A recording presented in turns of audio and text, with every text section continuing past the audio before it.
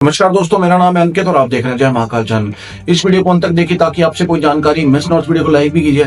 America और भारत की भी मीटिंग हुई थी ना, और F-35 जो फाइटर जेट्स हैं उसके ऊपर भी डील हो रही थी। तो अमेरिका चाहता है कि भारत F-35 उससे खरीद ले। अब भारत कहता है यार क्यों, ये वॉशिंग मशीन थोड़ी है कि मैं खरीद लूंगा, मैं पहले इसको टेस्ट करूंगा, देखूंगा कि भैया कैसा परफॉर्म करता है, क्योंकि ये F-35 जो है ना ये बहुत महंगा है और भारत का बहुत बड़ा ना बजट इसके अंदर चला जाएगा।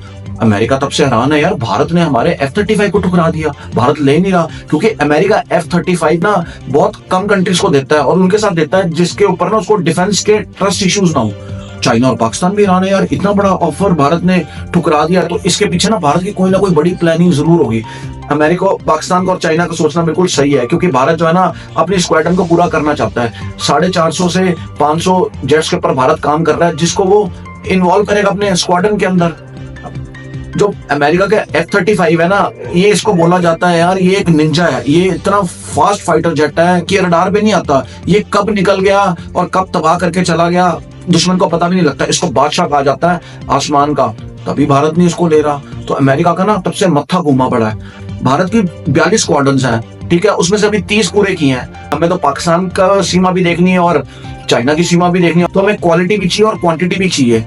तो भारत बड़ा सोच समझ के चल रहा है। हमारे जो एयरफोर्स के जवान है ना वो भी यही कह रहे हैं यार अभी इतनी जल्दी नहीं है अभी F-35 लेने की। यही हमारा आर्मी चीफ कह रहा है, पहले इसको चेक तो कर लें, देख तो लें ये कितना पानी के अंदर है।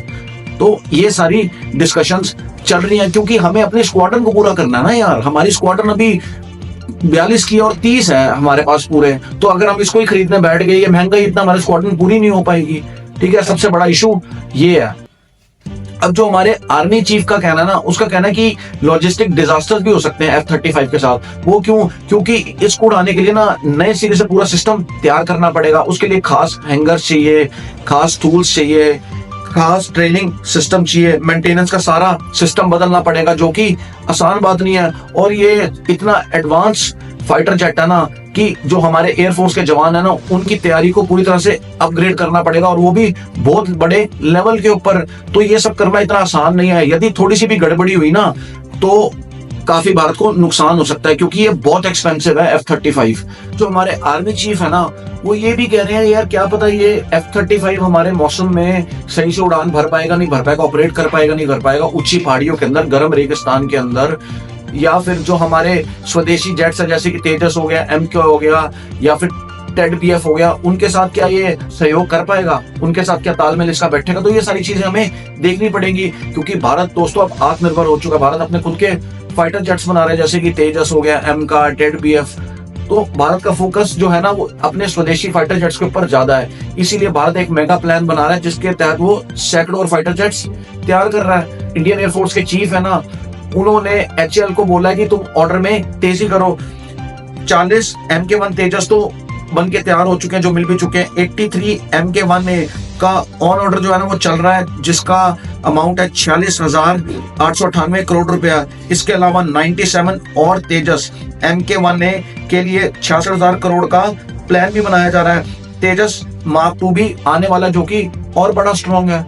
हमारे जो आर्मी चीफ हैं वो ये कह रहे हैं कि अगर हमें F-35 के ऊपर इतना पैसा खर्च करना है, इसकी मेंटेनेंस के लिए इतना पैसा खर्च करना है, तो वो पैसा क्यों ना हम अपने हथियार बनाने में लगाएं, अपने तेजस को और अपग्रेड करने में लगाएं, या हम अपनी आर्मी की ट्रेनिंग के ऊपर लगाएं। क्योंकि जो इंडियन एयरफोर्स है ना वो one of the fine air forces है पूरे वर्ल्ड के अंदर, उसका मुकाबला नहीं है, ये पूरी दुनिया कहती है। और जो हमारी ट्रेनिंग है ना वो चाइना की ट्रेनिंग से भी कई ऊपर है जो हमारे एयरफोर्स की ट्रेनिंग है। क्योंकि तभी तो हमारे जो मिराज 2000 या MiG-21 जो कि बड़े पुराने जेट्स हैं, उससे हमने बड़े बड़े जो 5th जनरेशन जेट्स हैं, एडवांस जेट्स को उनको मार गिराया, क्योंकि हमारी एयरफोर्स इतनी स्ट्रॉन्ग है।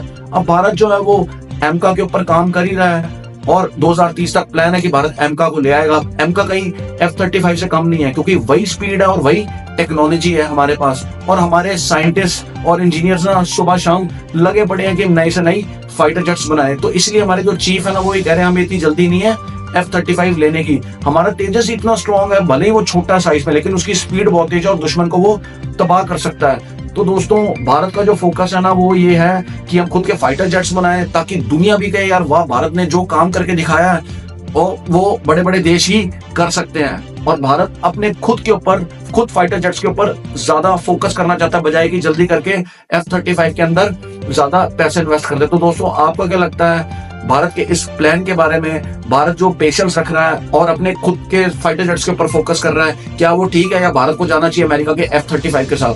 मुझे अपना सजेशन जो है कमेंट बॉक्स में लिखिए, और यदि आपको भारतीयों ने बगैर तो कमेंट सेक्शन में जय हिंद लिखिए। जय हिंद, वंदे मातरम, भारत माता की जय।